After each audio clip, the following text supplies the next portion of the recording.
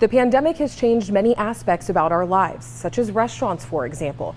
Now, many businesses have had to change a lot about their operations. And here at Camino Real Kitchen and Tequila, you'll notice those changes as soon as you sit down, because instead of being handed a menu, all you have to do is scan your phone right here. And that menu pops up right on your phone. But that's not the only changes. I spoke to Alejandro, the owner, who says the restaurant industry is changing. And it's not just customers who are going to see it, but employees as well. Alejandro Ocampo has worked in restaurants since he was 17 years old. Now he owns several of his own restaurants that are family owned and operated in Bakersfield, such as Bakersfield Pizza and Vita Vegan, one of the few vegan restaurants in town, and Camino Real Kitchen and Tequila, a Mexican-inspired eatery. Although he's been in the restaurant industry for 12 years now, he says he thought he had been through the hardest of times until COVID-19. We opened on May 10th, the week that the housing market started to crash here in California. We survived the worst of economic times that I could even think of, right?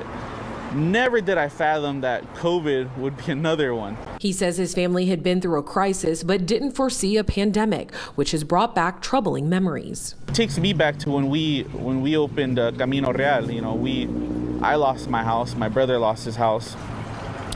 And that's the actuality of owning a business. And the ups and downs were more than financially stressful, but emotional. It was very, very hard for us that whole time, for our family, like uncertainty. Like, we remember just knowing the PG&E guy on a personal basis, or the sheriff's office when it was eviction time. We were there. Alejandro says they've almost lost the restaurant and they wouldn't have made it if they didn't have family support. However, the uncertainty surrounding COVID-19 has made him fearful of the possibility it could all happen again. These last 2 months have been very difficult for us, and it is scary to think that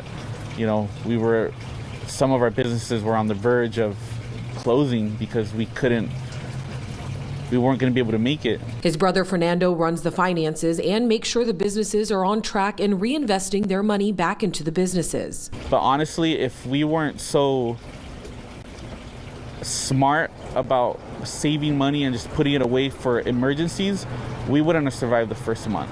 According to the National Restaurant Association, the restaurant industry, more than any other industry in the nation, has suffered the most significant sales and job losses since the COVID-19 outbreak began. Alejandro says even before COVID, he saw the restaurant business changing because of the increases in food and labor costs, and realized his own businesses had to operate in a more efficient way. I foresaw this happening, and that was one of the main reasons that we did Bakersfield Pizza.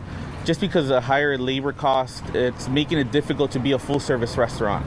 So the fact that COVID is making a lot of restaurants do this, then I think it's going to be easier for a lot of big businesses to survive where labor costs keep going up. I mean, next year we're going to $14 an hour. Labor increase means food increase. So from a business perspective, it makes sense to be more of the fast casual counter service.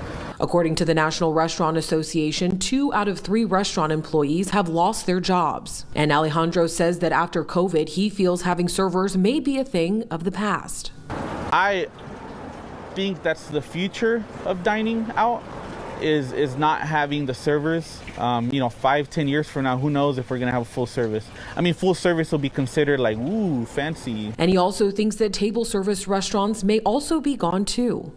Ultimately, I foresee it more fast casual, Chipotle-esque style service where the food gets expedited to your table. In a recent national survey conducted by the National Restaurant Association, they found that over 8 million restaurant employees have already been laid off or furloughed since the beginning of the coronavirus outbreak. Before COVID, all of Alejandro's restaurants combined staffed about 100 employees, but during the pandemic, his staff went down to about 30. And now that his restaurants are reopening, he says that he's made every effort to keep as many staff members employed as possible, even though it meant some changes. We've already talked to a lot of the staff about, instead of offering them their 30-40 hours a week, we're going to be doing like 20 to 25 hours, so we could split the hours and offer everybody 3 to 4 days each instead of offering their 5-6 days.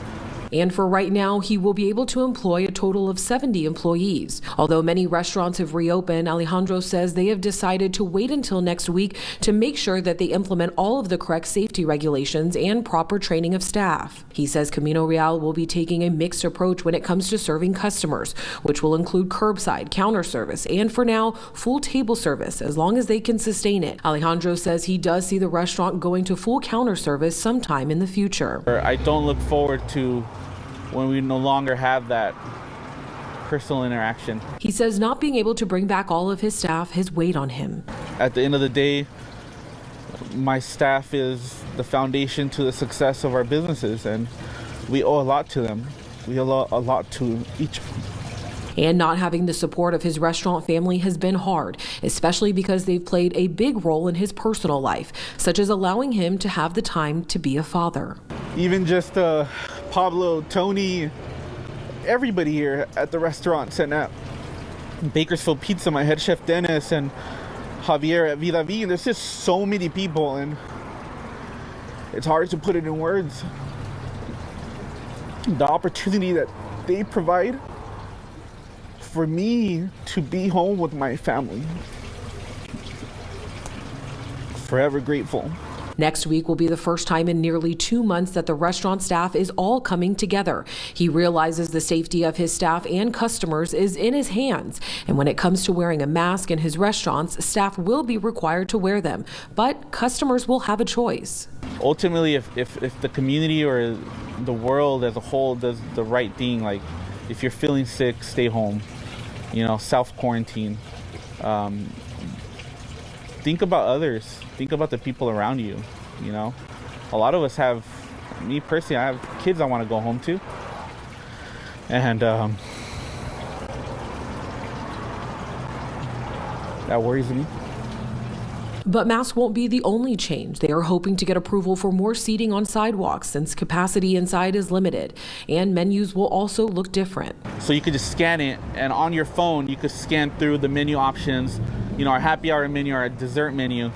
And then we'll have some printed menus as well if people don't know how to use the QR. But that's not the only changes coming to the menu. There will be some price adjustments. So yes, the menu does reflect some price changes. We had to take menu items out that we could no longer carry just due to them being too expensive. And he says without the community supporting them during this time, they wouldn't have made it. So a lot of our success is our community. And we're hoping that a lot of these small local restaurants, that a lot of the community can continue supporting them through these difficult times. And he says the future depends on listening and valuing the customer's needs to create an enjoyable environment, because the future of the industry will continue to change. And if anything, COVID has given us a foresight into the future of what dining might be. I mean, maybe 10 years from now, people aren't going to go out to eat. Maybe it's going to be drones. Now, coming up at 7, Alejandro talks about why you might pay more when dining out, especially when it comes to beef. Reporting in Bakersfield, I'm Alex Bell for 23 ABC News, connecting you.